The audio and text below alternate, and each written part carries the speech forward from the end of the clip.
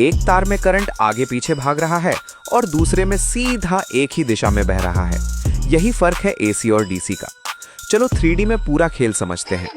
DC यानी direct current, जिसमें electron सिर्फ एक ही दिशा में चलते हैं, जैसे बैटरी से निकलकर सीधे लोड तक। इसी वजह से बैटरी से चलने वाली एलईडी, मोबाइल और इलेक्ट्रॉनिक सर्किट हमेशा डीसी पर काम करते हैं।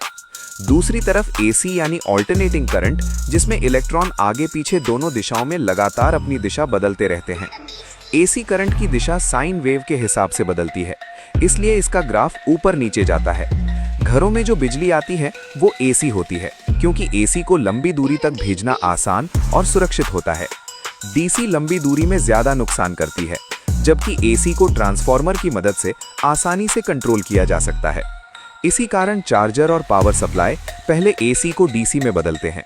डायोड की मदद से बना ब्रिज रेक्टिफायर एसी को एक दिशा वाली डीसी में बदल देता है।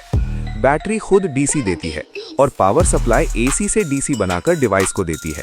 यही दोनों का असली फर्क है।